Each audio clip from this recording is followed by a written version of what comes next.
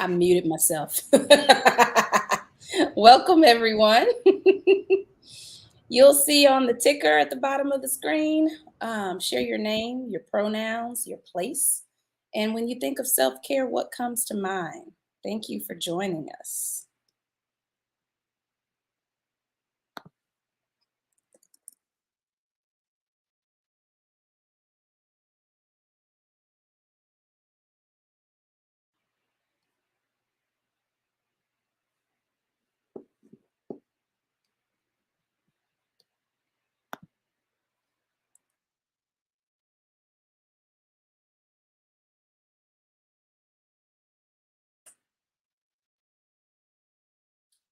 Welcome, everyone.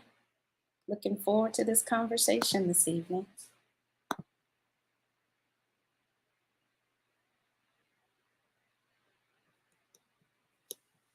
Y'all ready? Mr. Blakes, Mr. Butler?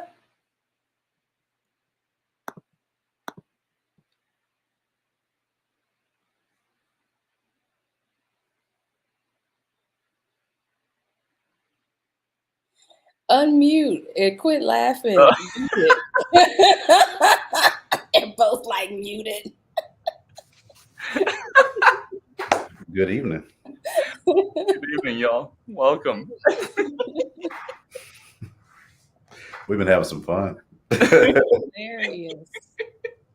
Y'all, they have been on all day waiting for this conversation. We are excited. Welcome, Chris. Drawing boundaries. Okay. Okay.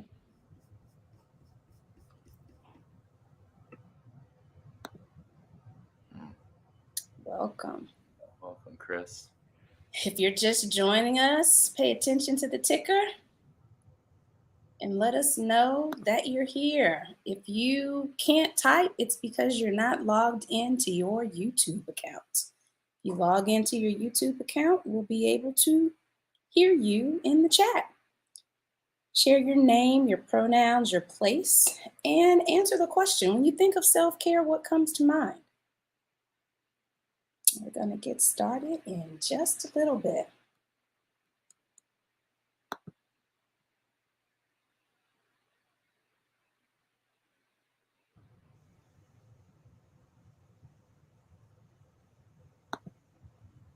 Okay, welcome. Laughter. Thank you, Mr. Blakes. It helps me, for sure.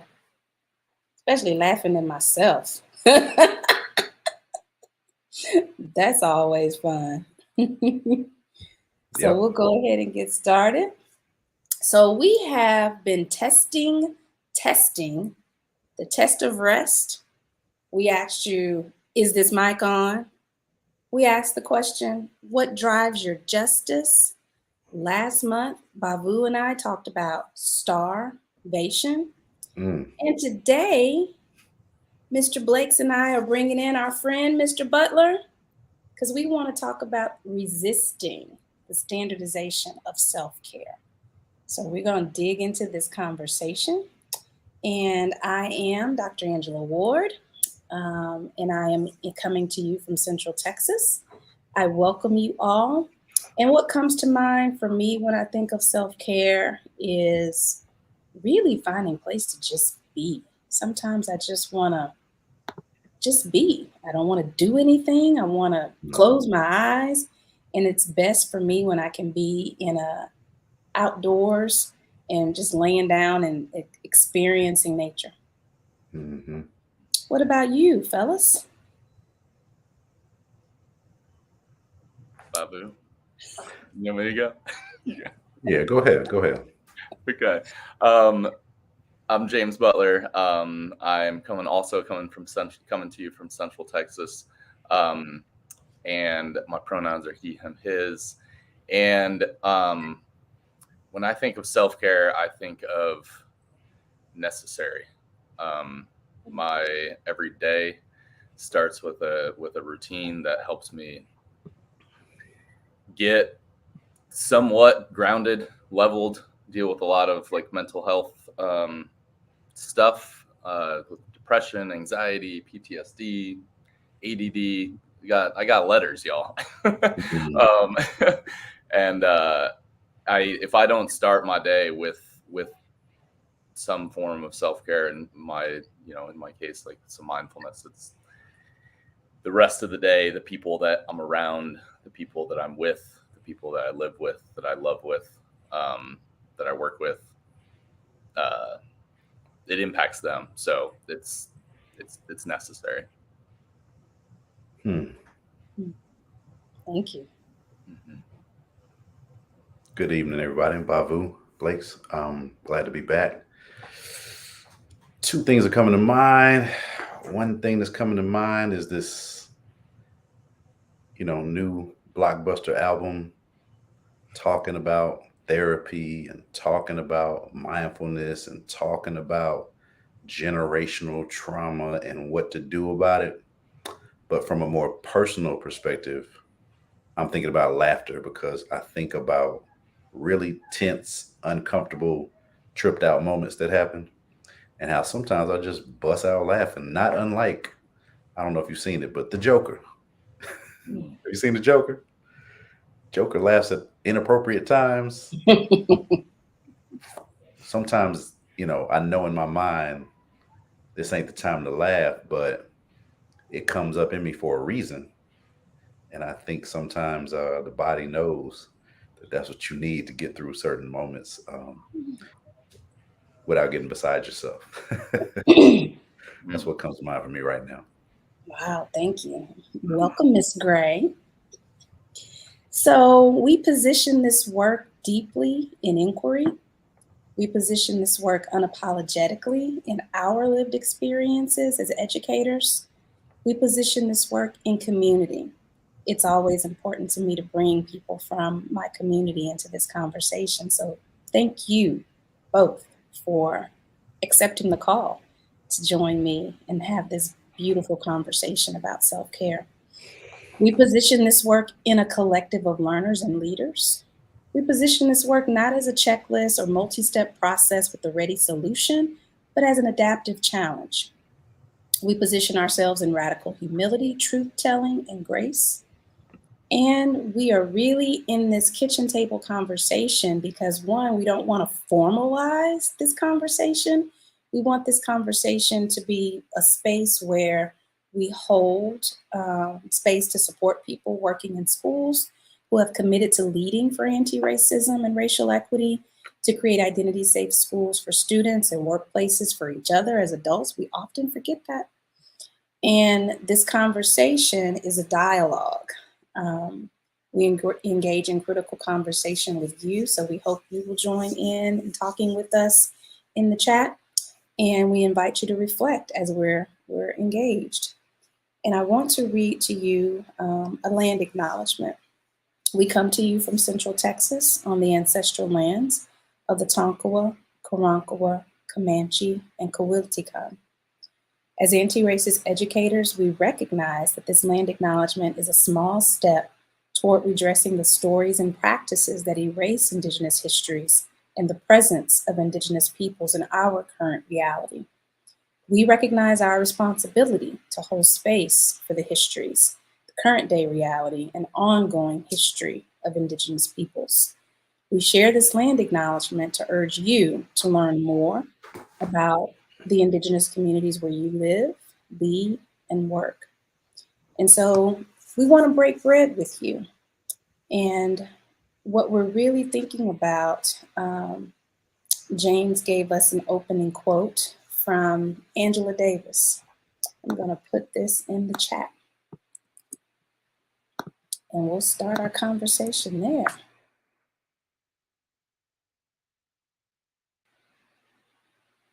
In a racially unjust world, what good is mindfulness? Take it away. What good is it?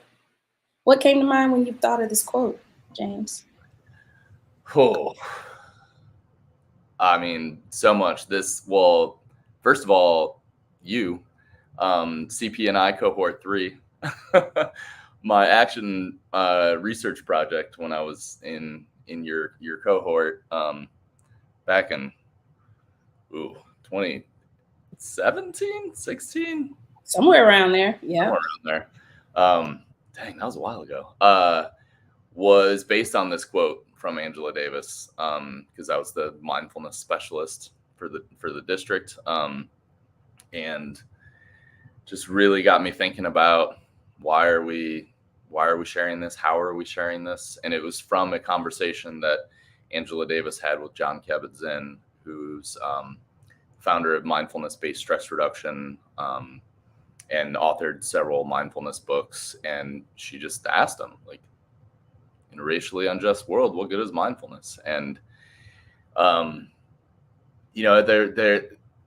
there was some kind of him hawing around like this is good for everyone, kind of like, and it is, but she wanted more, she wanted deeper, and it just made me reflect on like making mindfulness more impactful, more like meaningful, more personal, more accessible. And an example that she brought up was during Occupy Wall Street, back in the early 2000s, was that 2010s, early around there, that protesters would have like mindfulness. They would do yoga, they would meditate in the mornings, like before protesting, and they used it as a way to ground themselves, to center themselves, so that they were able to speak more clearly and speak from the heart.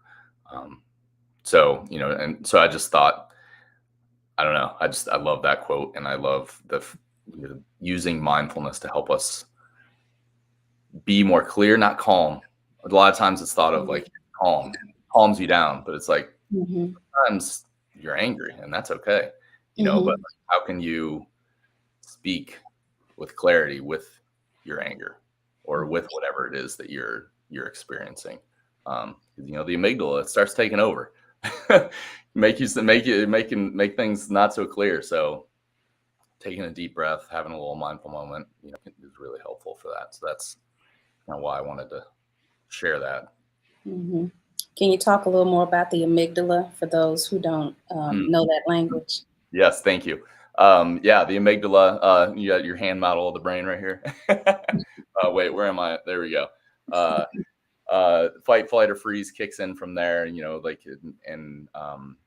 that's like, it basically makes it feel like you got like a saber-toothed tiger chasing after you, and when, there we go, like this being the prefrontal cortex, like when the amygdala starts taking over, the prefrontal cortex, executive functions, thinking, decision making, makes it really hard to function. So when that's happening, it's really important to take that deep breath, to feel your feet on the ground, to resource what is it that you need, what is it that makes you feel comfortable, or maybe not necessarily comfortable. What is it that centered? That's the word. Thank you. What is it that makes you feel centered, and come to that and use that, because it's different for everybody, so that you're able to to be more clear with your messaging. Thank you. Yeah, so we don't want to flip our lids. We want to be in this state where the amygdala is in a comfortable state, in a centered state. Yes. What's coming up for you, Bavu, looking at this quote and thinking about this quote? Still thinking about that album, Mr. Morale and the Big Steppers. Compton was one place, apparently, when George Bush lived there, but it was a different place by the time Dr. Dre had grown up there, and now Kendrick Lamar's grown up there, because by Kendrick Lamar's description, he grew up there, in the Reaganomics era. And really the aftermath of it more so. And so he's describing in so many words, some would say too many words in terms of word choice. But if you've grown up where the norm is a battle zone, where the norm is unhealthy food and drink and diet, where the norm is misogyny, where the norm is domestic violence, all these different descriptions. Um, he literally invites Eckhart Tolle into his album, who is not, I don't want to butcher this man's name, but there's one person I think of, who's known as kind of a really sort of prototypical figure in mindfulness. He died within the last year, but I'm not going to butcher his name. James will tell you his name. But Eckhart Tolle, interestingly enough, I remember living in Long Beach, California, serving in a youth church 1 mile from the neighborhood where Kendrick Lamar grew up, working with students who went to Centennial High, his alma mater. And at the same time, somebody turned me on to this book. And this isn't a recommendation, The Power of Now, but the one thing I learned about it that I think is present in that album, Mr. Morale and the Big Steppers, is the concept of observing your thoughts without judging them. So this album I keep referring to, I describe it as radical rap because he's really exploring root causes of inherited traumatic experiences, traumatic conditions. And just because I'm big and famous is no asset to help me deal with this. And so now, he's being pretty vulnerable about how it's causing problems in his life. Even as he tries to settle down, he's still not settled. And so, man, it's really coming to mind because when we talk about a racially unjust world, I think Compton is a pretty. It's a hotbed for evidence of what in policy and in law and in institutions makes it so. So that came right back to me again when I read the quote. Hmm. So we are going from science to history to current reality, all in this mindfulness and self-care conversation. So I'm learning a lot already, just a few minutes in. And so I think what comes to mind for me is, as a Black woman living in this world, living in this country, um, for me, mindfulness helps me, or just self-care and taking care of myself and thinking of my needs helps me to do this work with love. Because if I don't take care of myself first, I won't be able to do any work for other people. And it helps me also to center myself.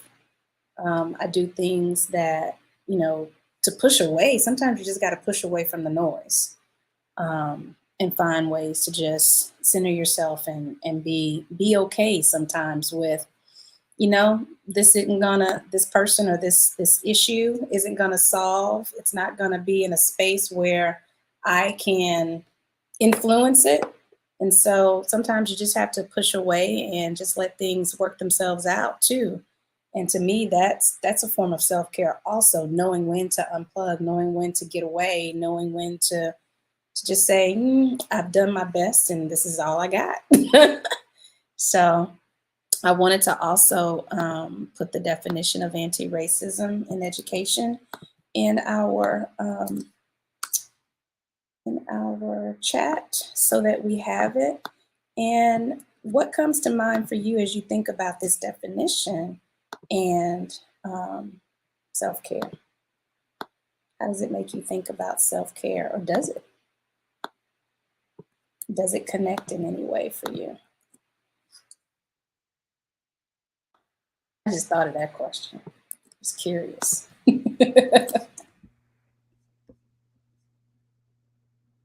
So the whole definition is in the chat. Anti-racism is the purposeful act of actively addressing systemic racism and systemic inequities personally, professionally, and socially. Anti-racist educators are conscious and aware of their personal bias their worldview, and how they are privileged or marginalized racially.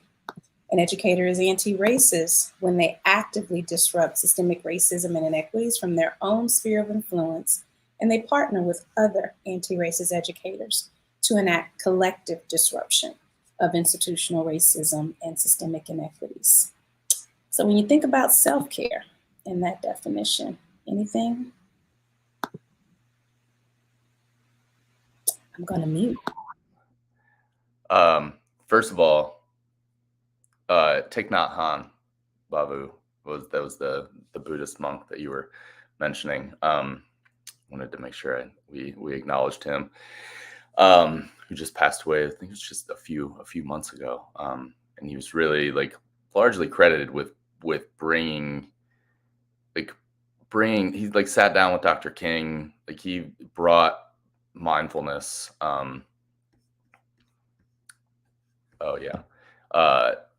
He gave mindfulness this more of that, like that strength, that oomph, that like this is powerful, not just for like, you know, the individual self, but for the collective, for, you know, disrupting racism, for disrupting oppression. And I think that leads into, you know, your awesome definition, Dr. Ward, that like I feel like I could break down each section, each little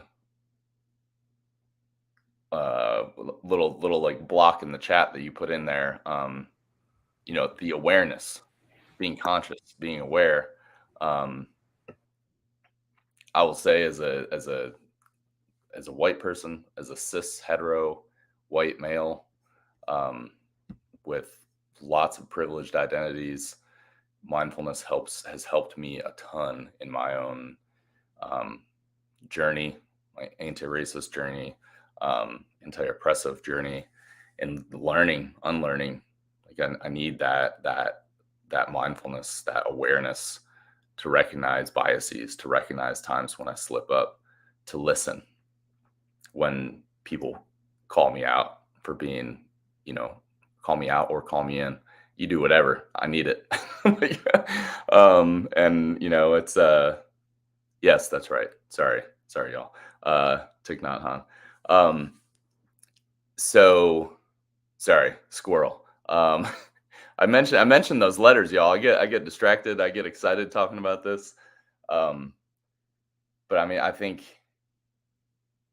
Dr. Ward, you know, like it's an honor to be here with the both of you, and you know, to get this invitation from you, Dr. Ward. Like, so much of my journey with mindfulness and, you know, with anti-oppressive work is largely thanks to you and things that I've learned from you, and you know, like the mindfulness practice, the self-care practices, you know, really helps again with that awareness. But then also like at the end of your definition, being collective, you know, like as I will say again, as a white man, like it's like a natural instinct to just go and try to do it myself. You know, and I'm working on that, and it's like it's just not as helpful. It can potentially be harmful. If it's Same okay for to say me. that It ain't just you. word. Yeah. So the collective is huge, and you know, mindfulness helps me like slow down and like, all right, who else can be here? Who else can be a part of this? Because it can't just be me.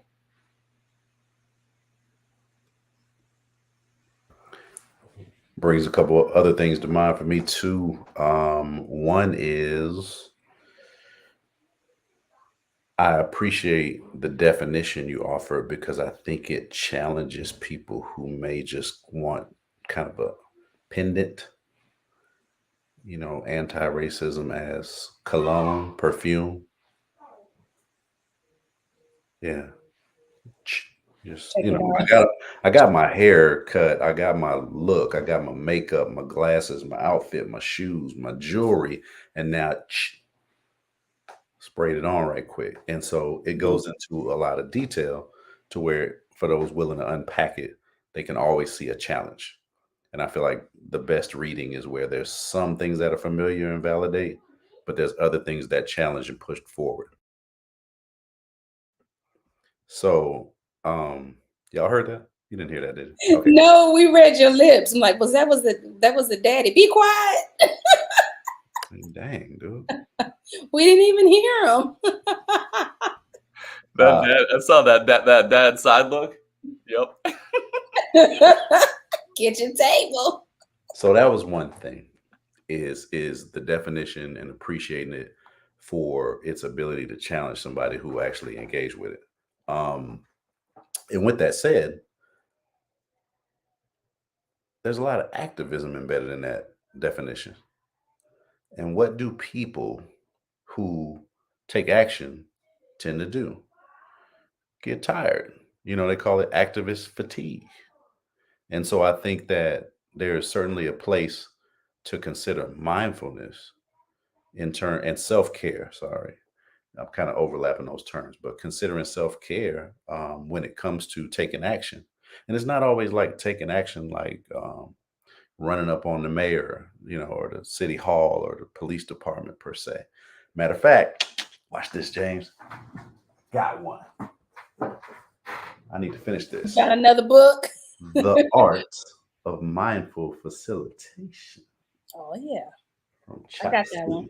Yes. But I haven't read. I need to finish it. Wait, who wrote that? Lee Moon Hwa. Mm-hmm. Nice. You can borrow it since we both live in Central Texas. But the reason I bought it is because there would be times as a facilitator of professional learning where sometimes I would feel myself laughing that laugh, right? that I talked about earlier, right? Or sometimes being tired of things that are predictable when that's not what I'm there for. I'm not there to be tired. I'm not there to judge situations. I'm there to stay in the moment and help people have an experience and learn. I'm not there for people to be who I want them to be either. But grabbing a resource like this, right? It's again based on fatigue. You're not a good teacher, classroom teacher, or any facilitator of learning when you're tired, right? You're not valuable to the people you love when you're fatigued. And that can be mental fatigue. You can have plenty of rest and just be burnt out because the way that things just ain't moving. Like status quo alone will burn you out because running into brick walls burn you out. Mm-hmm. So I'll bring that up because that definition for me and what self-care has to do with it is that there's a lot of work in there. You're saying actively. I don't even see it anymore, but I've been reading it for 3 years. And so when you talk about you have to take action with other people, right? Mm-hmm. And of course, there's a benefit to being in community with those other people, but that doesn't mean you don't get tired. I remember many days where somebody says, "How you doing?" I say, "Oh, I'm doing good and tired. I'm doing good and I'm doing well and I'm tired. So I'm tired from doing good, Good. or at least the best I can." What do you think about that? For sure. Me, who? You. The collective you.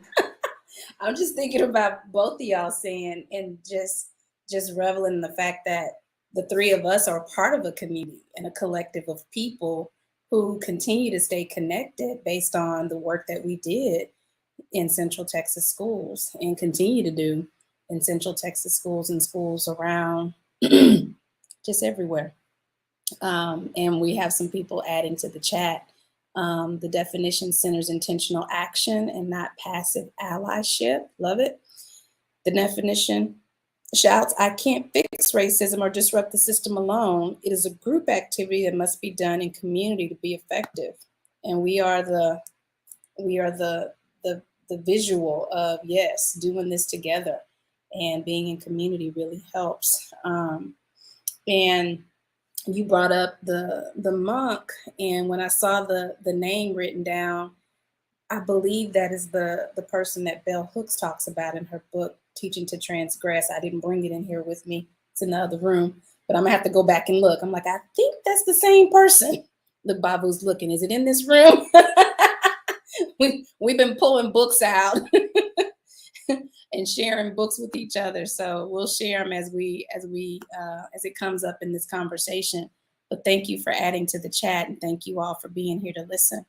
So this is a question that we thought of too, that we want to think about. Historically, how have you seen self-care introduced, shared with teachers in schools?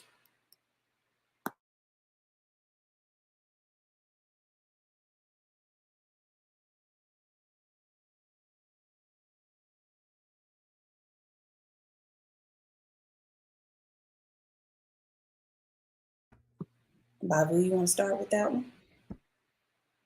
Or shall I? I mean, I'm thinking about a curriculum is how I've seen it shared.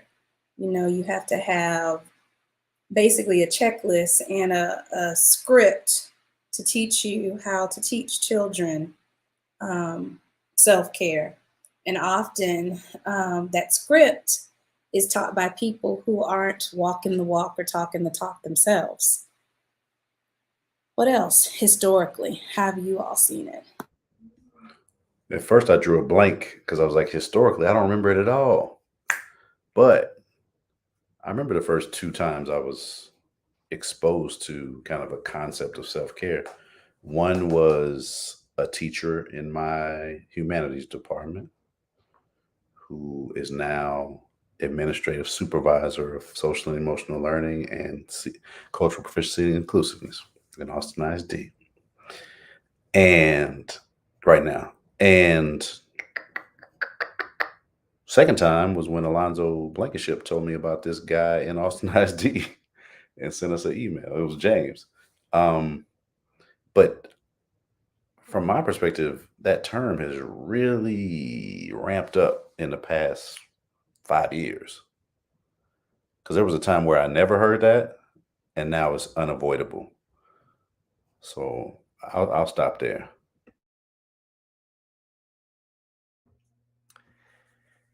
Yeah, I would say, yeah, the last 5-ish years, I would agree with that. And then it's, well, I'll start there. I already started going on a tangent before I even started. Let's go, do it. I mean, as somebody who was, like I was, teaching pre-K, and using mindfulness in my classroom, and then, it's like going really well. Students were really getting into it, and I started it for myself. So then I started sharing it with teachers. And it would, like, I don't know, it was really interesting to see. And it was, it was kind of like around that time. I did not start that movement in AISD. Let's be very clear. But it was like I saw it as this, like, teachers need to take care of themselves. And I feel like it started from this really good place of like, we need, like, we can't pour from an empty cup. If we're going to love on our kids, we have to have some type of love for ourselves. We have to do something. We have to resource for ourselves. And I feel like that's where it started, was this, like, take care of yourself, make that time. But then we're in a system that doesn't allow you to really do that. And it, yeah. And then, the pandemic happened, and then I feel like it started as this, like, it's really important that you're taking care of yourselves. We're in a pandemic. We're teaching hybrid. We're, doing all these things that are just like, just nearly impossible, and draining. And I was like, Art, what's that? Question for you. Yeah. So you say take care of yourself. Mm-hmm. What does that mean? I mean, what does it mean, or what does it should mean? What should it mean? How do you interpret the question, James? Yeah. I mean, I feel like take care of yourself is listening to yourself, listening to your like resourcing is something I learned from my mindfulness mentor Sean Kent here in town. Talked to me about resourcing. It's like listening to yourself, trusting that you have skills within, and what is it that you lean into? Is it music? Is it movement? Is it nature? Is it art? What is it? Is it community? Is it like family? Is it loved ones? Like, what is it? And lean into that. There's going to be, there's a lot of people that are like, to do these 5 steps, take, the 5-step plan to taking care of yourself. And it's like, just listen to yourself, So that's what taking care of yourself means to me. Is it's different for everyone, but it's not necessarily branded that way. A lot of times it's branded in the standardized way. There's one way to take care of yourself. Yeah, now that sounds familiar because in those 5 years of the ramp up, seems like it's gotten pretty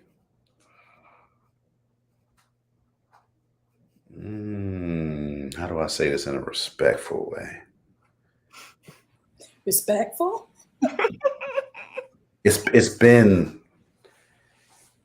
pushed kind of I remember put it let me just be frank. Okay. With all due respect. I remember when I discovered, I remember having experiences of stretching and breathing and people asking me if I was doing yoga, but I didn't know what yoga was.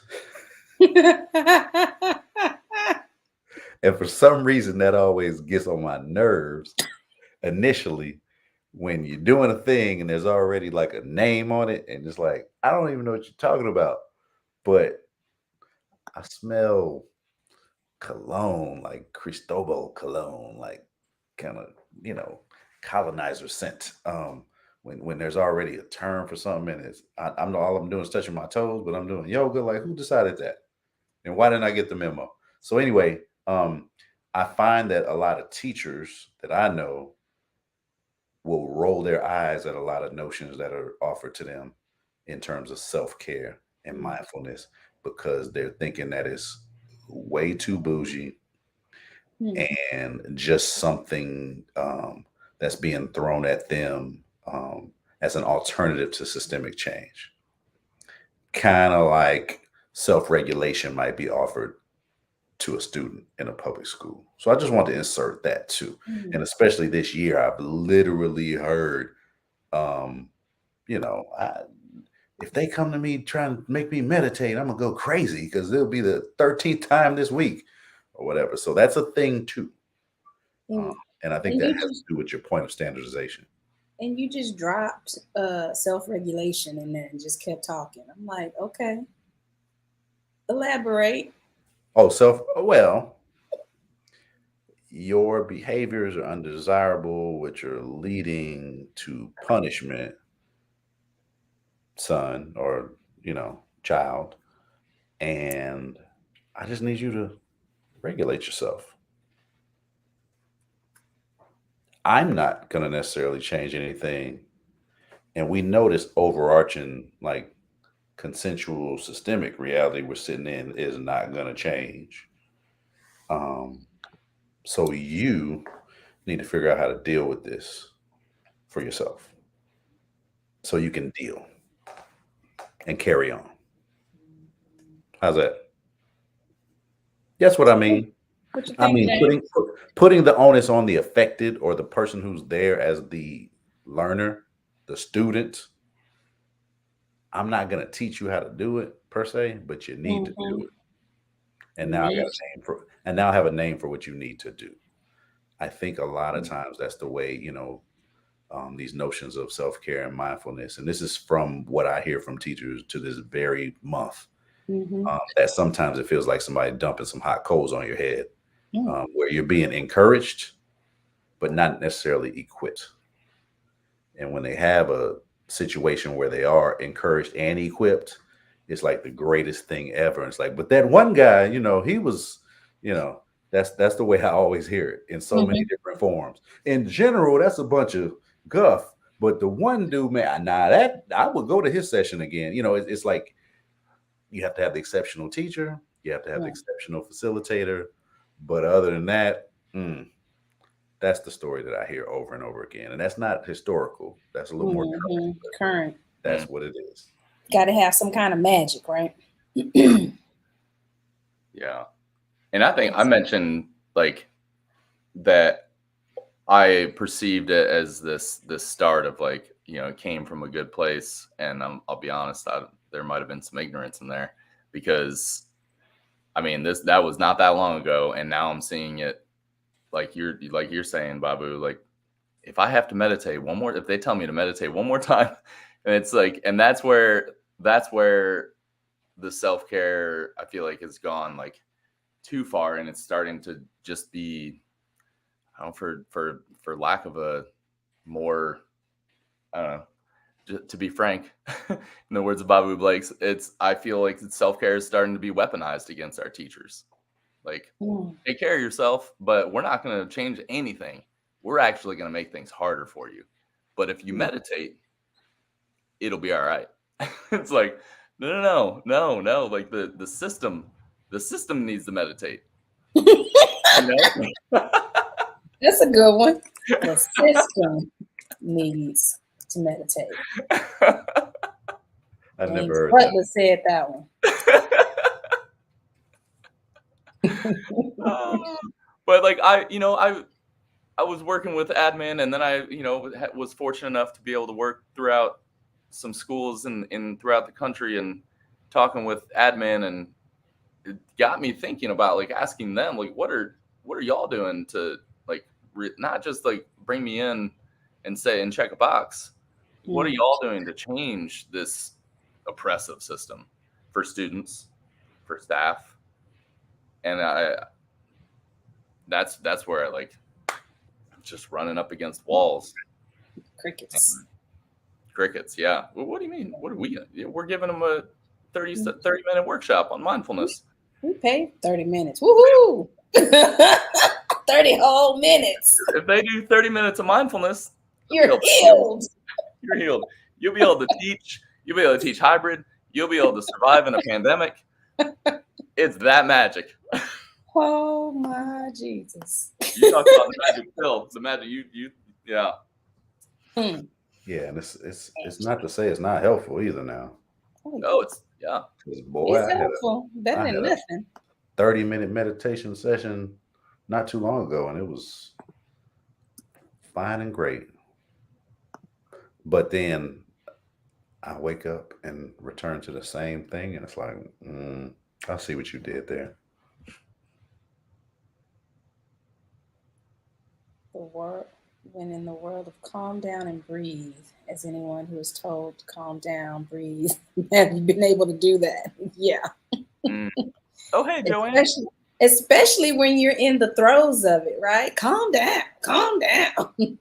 How do I calm down? How do I center? My amygdala is doing this thing, right? How do I calm down and get it to slowly close itself? I have to get out of space often, and the standardization. We talked about this standardization. What does that mean? What is standardization of self-care? How do we break that down? Come on, y'all. Break it down. Break it down, Butler. Yeah. Well, I mean, first of all, I peeked over at YouTube, and I just wanted to give a shout out. I saw Sarah in the house and Joanne. Welcome. Right. Familiar. Dropping bars. Yeah. Welcome. Yeah. Yes, they were dropping bars. Yes. And Kristen and Flora. Yeah. Thank y'all for putting things in the chat. Thank you. I just saw Joanne mention something in the chat, like one way for all, one size fits all. Yeah. That has started to become the thing of self-care in schools. It's like you do this, you sit there and you meditate. You meditate it for a certain way. You got to have your eyes closed. Your body's got to be still. You need to be quiet. Like, and a lot of those things, those, if you're being forced to do all three of those things, like that can be triggering. That can be like activating for you, or you have to go purchase some Lululemon or go join a studio, or, you got to have some money to do something. You got to go on a trip. Again, I feel like this, like, how do you resist the standardization of self-care? Again, it's like, is listening to yourself, that those resources within, but then like, and sharing that, like, I will say, y'all, Bavu, you brought up laughter earlier, and I mentioned my mental health struggles in high school. I didn't realize, like, I had gone through some stuff, and I hadn't gone to therapy yet. I didn't have words. I was, but I laughed a ton. I was like a class clown, and I didn't realize, like, looking back on it now, I'm like, oh, I was laughing because I needed to laugh, because it was healing for me. And I was listening to music, hardcore rock, hip hop, because I needed, that music was healing for me. And I could not tell you who I'm listening to this because I'm going through this, but like, I was listening to myself, to my soul. And like, yeah, so just sharing that, like, I really want people to, especially with our students are brilliant. They're brilliant, all ages. I get to work with college kids now. I'm sorry, college students, college people. Still working on that, but like, I did this one little activity, introduced a little like drawing, a little doodling activity with some music in the background. Just like did a little doodling for a couple minutes, and this one student afterwards was like, "Oh, I do this every single time when I study, when it's really overwhelming." And he was like, "I had no idea." And I was like, mindfulness. there it is. Like, you were listening to yourself, like, listen and trust yourself. So that, yeah. Sorry, I'm a mute. Don't mute. We need to hear you go, oh, yeah. So have you noticed a shift in how self-care is introduced or shared with teachers in schools during the pandemic? If so, what shift have you noticed? Bavu, you, James, you, any shift? Good, bad, indifferent?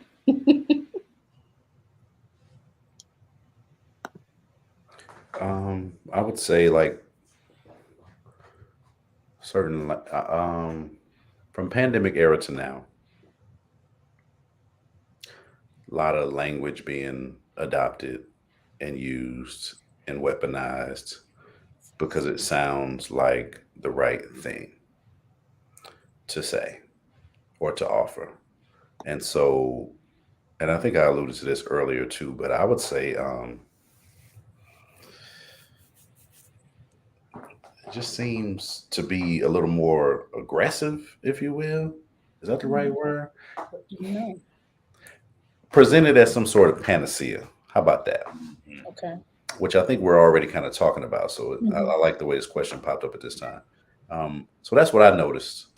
Offered as a panacea. Otherwise, why would teachers be saying, if one more person asked me to meditate, unless a lot of people must be asking them to meditate? And it must not be in a way that's reaching them or connecting with them or affirming them in the first place.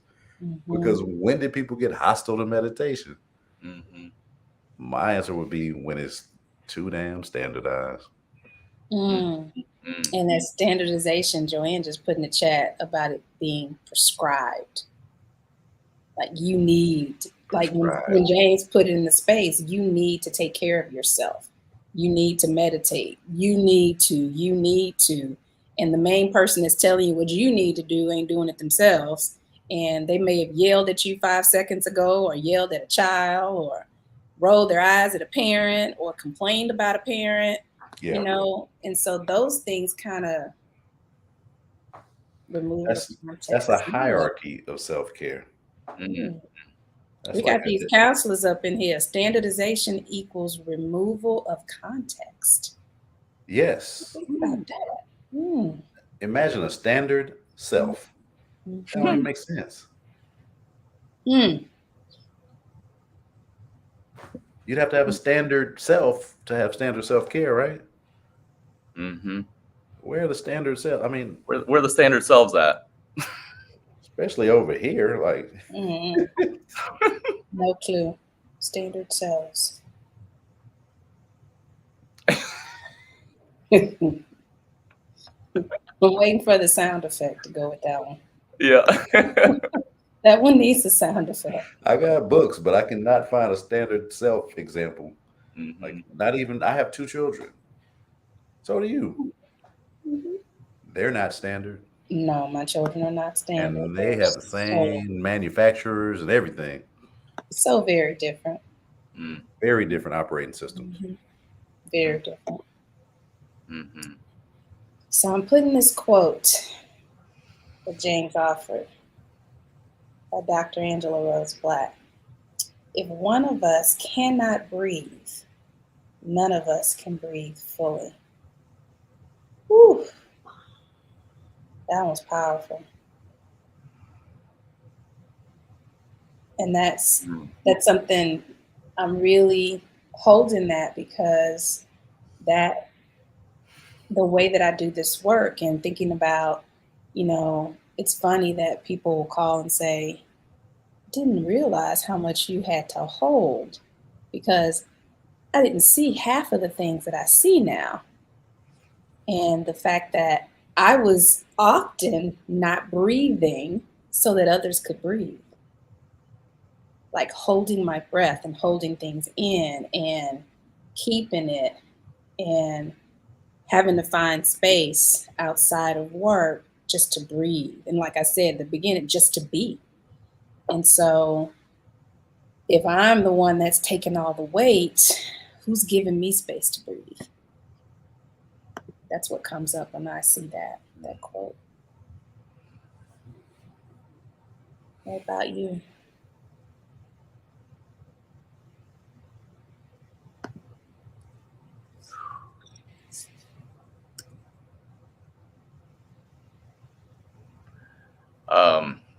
Whew.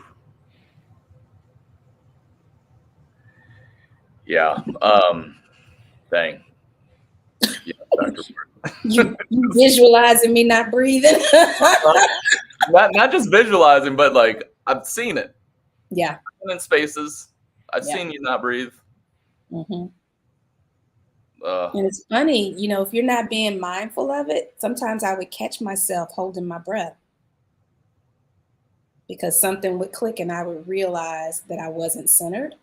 And then I'd realize that everything was tense and I was breathing very shallow or just holding my breath.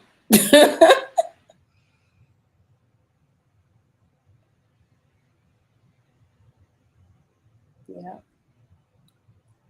I mean, I think this quote from Dr. Angela Rose Black, founder of Mindfulness for the People, definitely go check her out.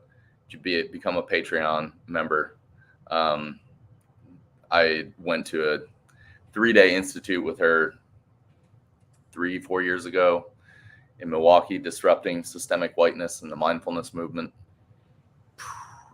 Changed my personal and professional life. Yeah. And this quote really, like, this is why it's collective. This is why, like, self-care needs to be community care. It needs to be community. And there was Dr. Ward, in the text thread earlier, it wasn't community care, it was community. I need to find that. I'll look for it. Okay. But it's thinking about, like, yes, taking that time for yourself and, having like a little bit of a practice consistently. I mentioned like my morning practice and being intentional about why we're doing it, and that it's like, it's not just for me. Like that, I don't do this for just for me. I do this for my wife.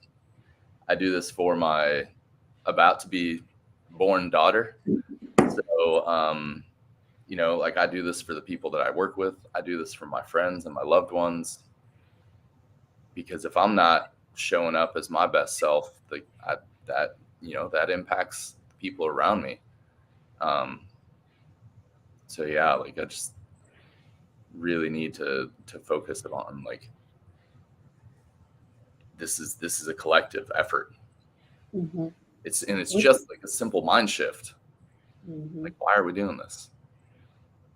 Which quote did you want me to pull up? It was something. It was community. It was community something. Mm-hmm. Something about community. I'll find it. Bavu, you. Collective care is to be truly well. We don't need juice fasts or yoga fads.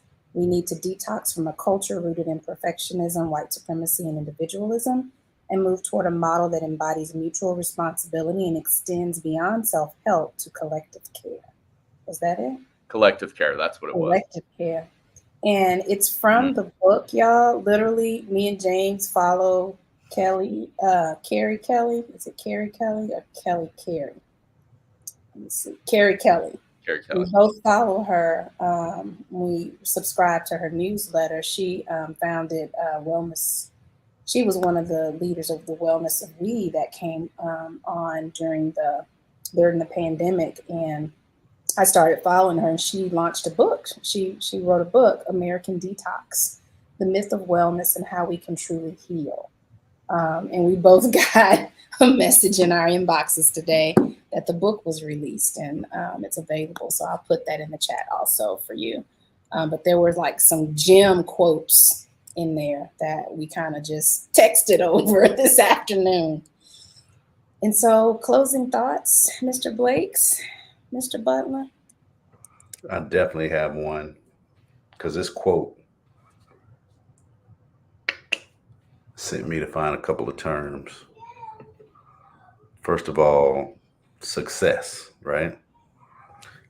Means you accomplished what you were aiming for, what you set out to do. And then succession means it basically speaks to inheritance. Like there's multiple people that are sharing and following one after another in a certain characteristic or a certain accomplishment, right? Like if the Cleveland Cavaliers kept getting championships in succession. So this quote, if one of us cannot breathe, none of us can breathe fully, speaks to you can only be so successful without how you say it? You can, I said it too many times. You can only be so successful without succession. If it's not moving between people, if there's no continuation, it's like this concept that really takes us back to educational equity at the end of the day, where it's like some people are successful, but it's not spreading around. It's kind of stuck in the same predictable spot. So I think that applies to self-care too. We talked about standardization in terms of the test, its limitations, and how it often tests people's humanity who are within a system, which is so many people.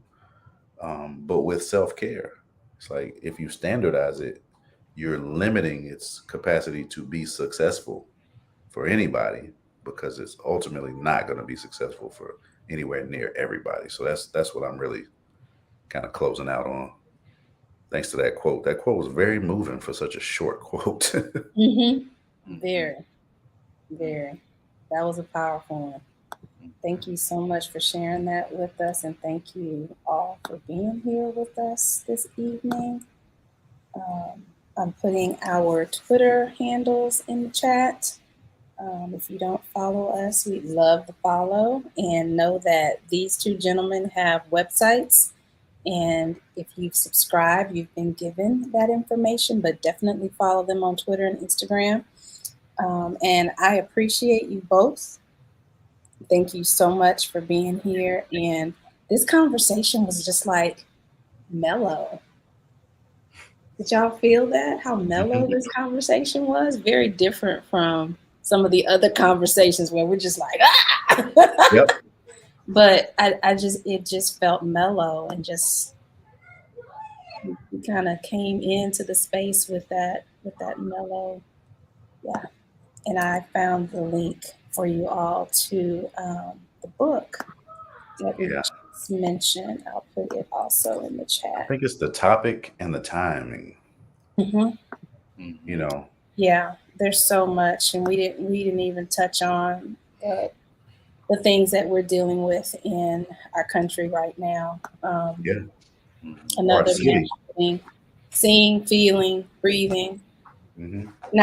not being able to breathe, because the things continue to happen. And like I held out 2 or 3 days before actually watching the news. You don't have to watch the news to know what's happening because it's social media and it's Yeah. everywhere. Mm-hmm. So just remember to find your community, find the people that help you to center yourself. These are two of my people that help me center myself. And I hope that I do the same for them because, yeah, we all need someone to help us do that. And they're both a part of my village. They help me, my children, and we're looking forward to helping James with his new one. Thank y'all. Have a good evening. Thank y'all. Thank you, Dr. Ward. Thank you, Bavu.